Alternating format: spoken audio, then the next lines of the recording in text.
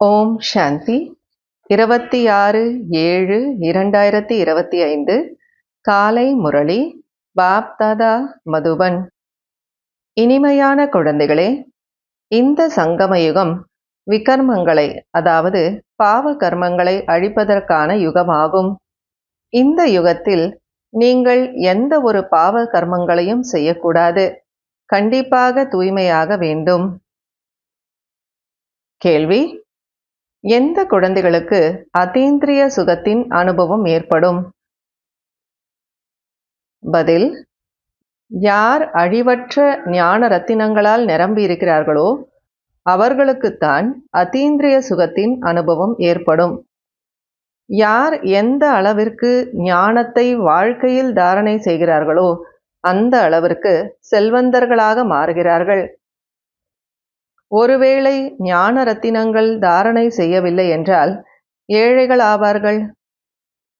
பாபா உங்களுக்கு கடந்த காலம், நிகழ்காலம் மற்றும் எதிர்காலத்தின் ஞானத்தை கொடுத்து திரிகாலதர்ஷியாக மாற்றிக்கொண்டிருக்கிறார். இன்றைய பாடல்: ஓம் நம சிவாயா.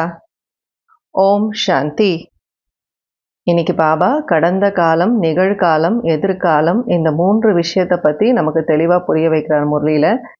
அடிக்கடி அந்த வார்த்தைகள் பாஸ்ட், ப்ரெசண்ட், ஃப்யூச்சர் அப்படின்னு ஆங்கிலத்தில் அந்த வார்த்தைகளை பாபா பயன்படுத்தியிருக்கிறாரு. இன்னைக்கு முரளியை பார்க்கலாம். ஓம் சாந்தி. எது இப்போது நிகழ்காலமாக இருக்கிறதோ அது கடந்த காலம் ஆகிவிடும். கடந்த காலத்தின் மகிமை பாடுகிறார்கள். நீங்கள் இப்பொழுது புருஷோத்தம சங்கம யுகத்தில் இருக்கிறீர்கள்.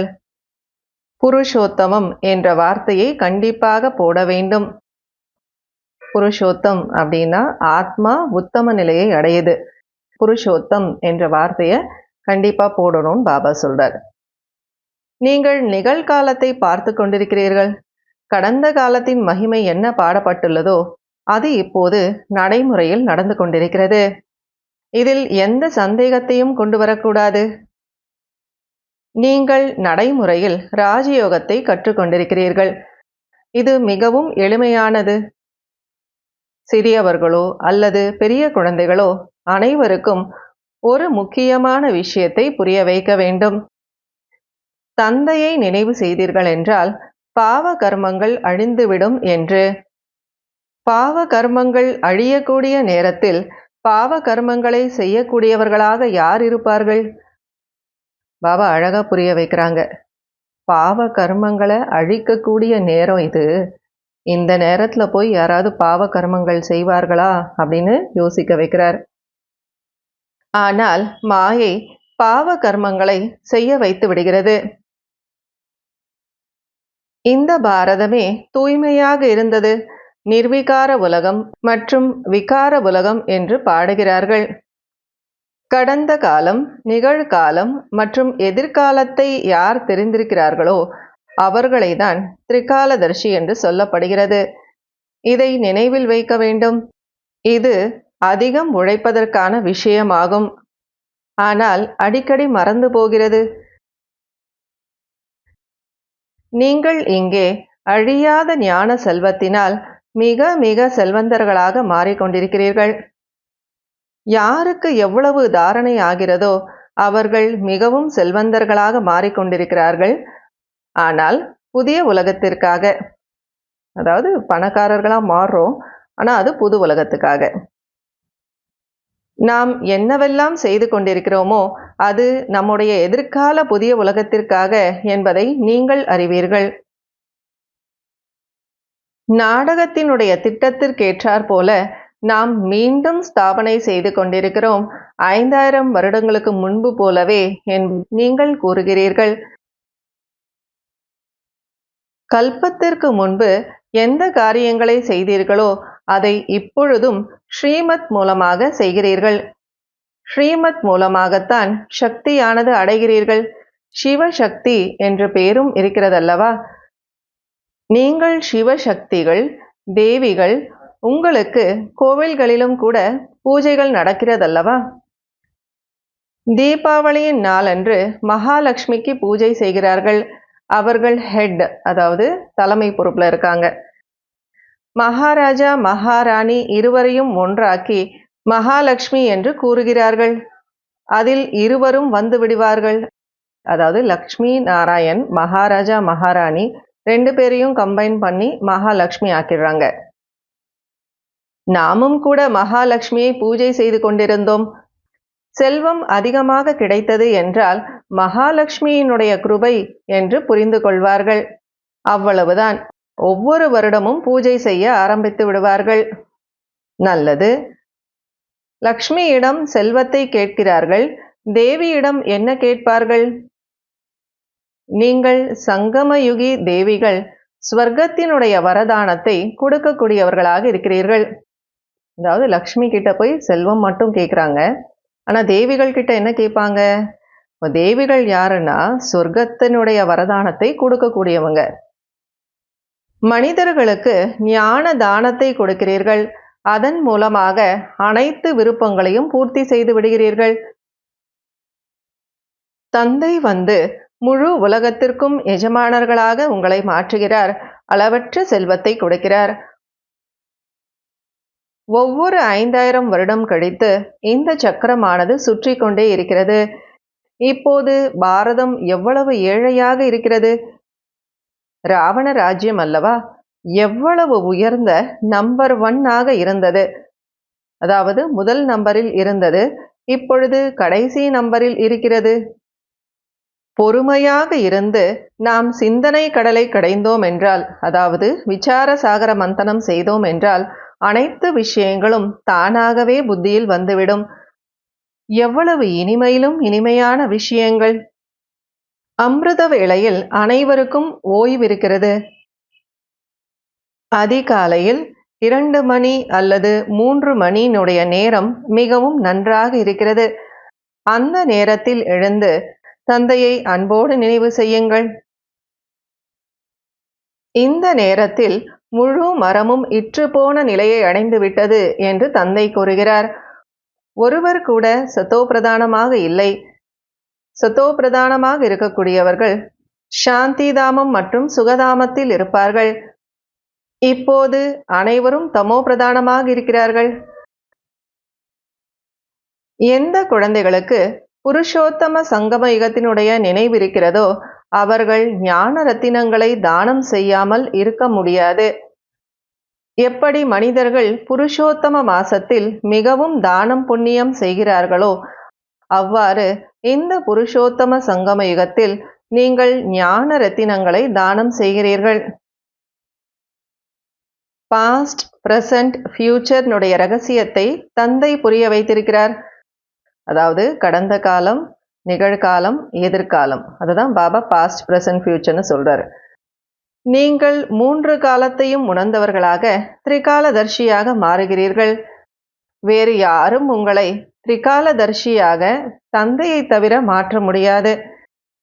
பாபா தான் நம்மளை இந்த மாதிரி திரிகாலதர்ஷியா மாற்றுறார். படைப்பினுடைய முதலிடை கடையினுடைய ஞானம் தந்தைக்கு தான் இருக்கிறது. அவரைதான் ஞானக்கடல் என்று சொல்லப்படுகிறது. இந்த நேரத்தில் குழந்தைகளாகிய நீங்கள் நாடகத்தினுடைய முதலிடை கடையை பற்றி தெரிந்து கொண்டிருக்கிறீர்கள். பிறகு வேறு எப்போதும் தெரியாது. பிறகு எப்போது பாபா வருவாரோ அப்போதுதான் தெரிந்து கொள்வார். அதாவது பாபாவுக்கு தான் இந்த படைப்பினுடைய முதலிடை கடை ஞானம் தெரியும். அப்போ அவர் வரும்போது தான் நம்ம தெரிஞ்சுக்கிறோம். வேற எப்பவும் தெரியாது.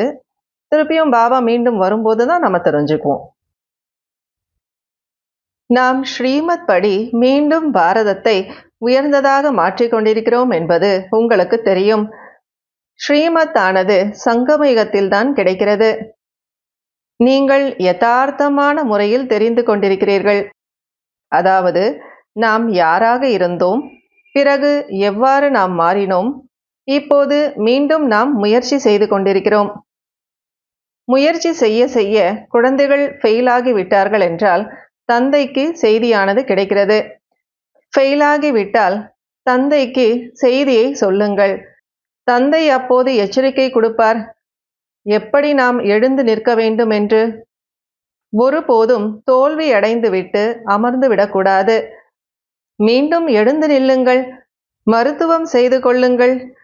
சர்ஜன் அமர்ந்திருக்கிறார் அல்லவா?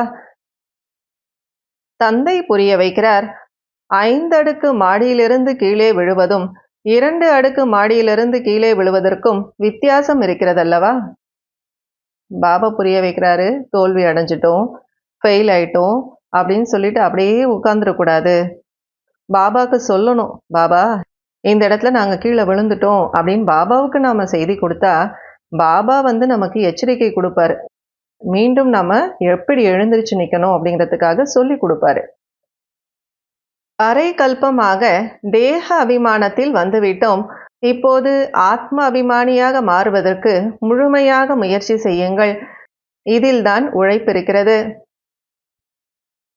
படிப்பானது மிகவும் சகஜமாகும். முக்கியமானது தூய்மையாக மாறுவதற்கான விஷயம்தான். தந்தையை மறந்து போவது இதுவும் கூட மிகப்பெரிய தவறாகும்.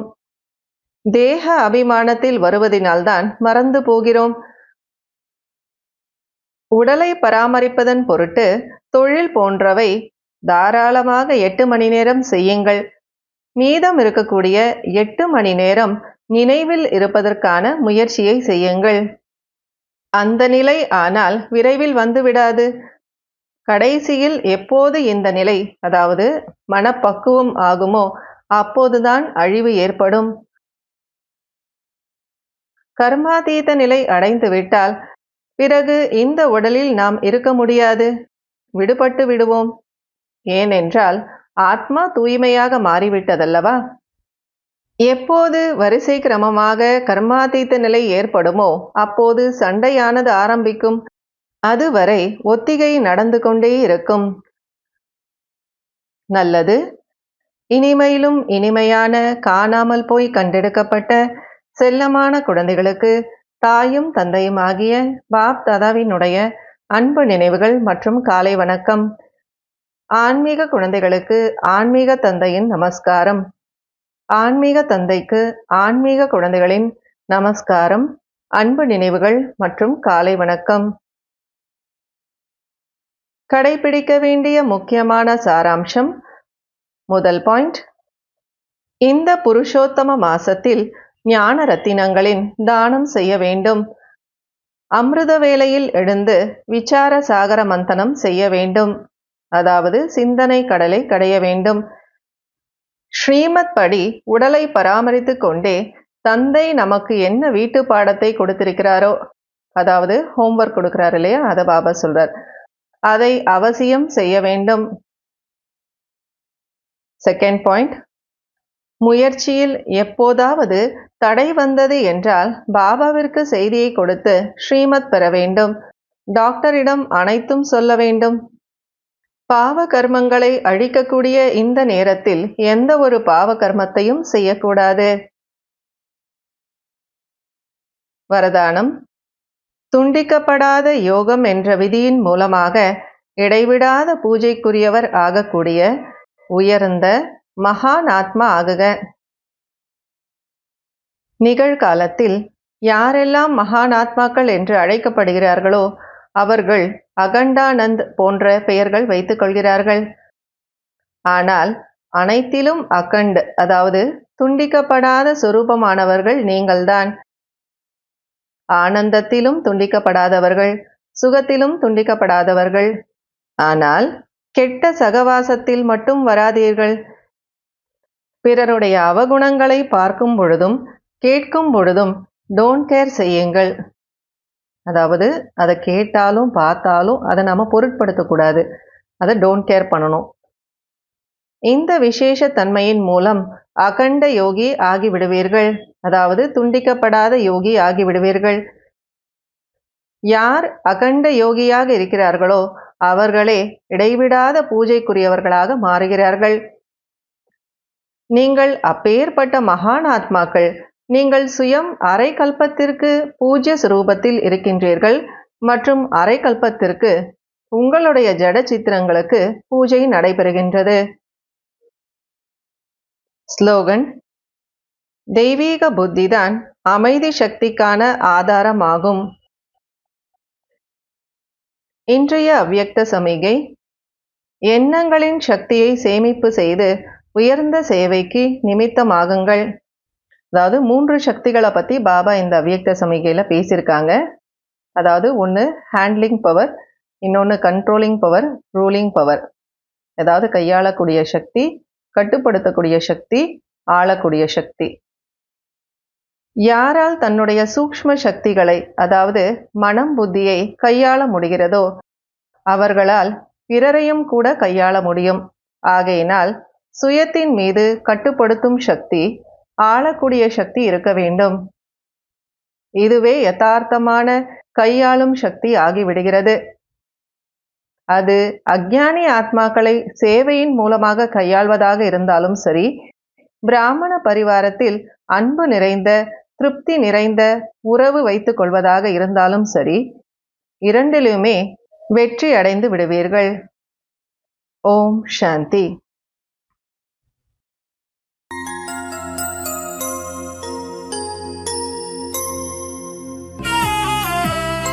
கண் கொண்டு கண்டேன் உன்னை, ஞான கண் கொண்டு கண்டேன் உன்னை. கண் கொண்டு கண்டேன் உன்னை, ஞான கண் கொண்டு கண்டேன் உன்னை. தேனொழுகு எந்தன் முகவரி சொன்னாய், பாலொழுக அன்பு குழந்தாய் என்றாய். மனதின் பாரம் போக்கும் முந்தன் மொழிகள், உள்ளத்தின் சோகம் நீக்கும் ஞான கீதங்கள். கண் கொண்டு கண்டேன் உன்னை, ஞான கண் கொண்டு கண்டேன் உன்னை.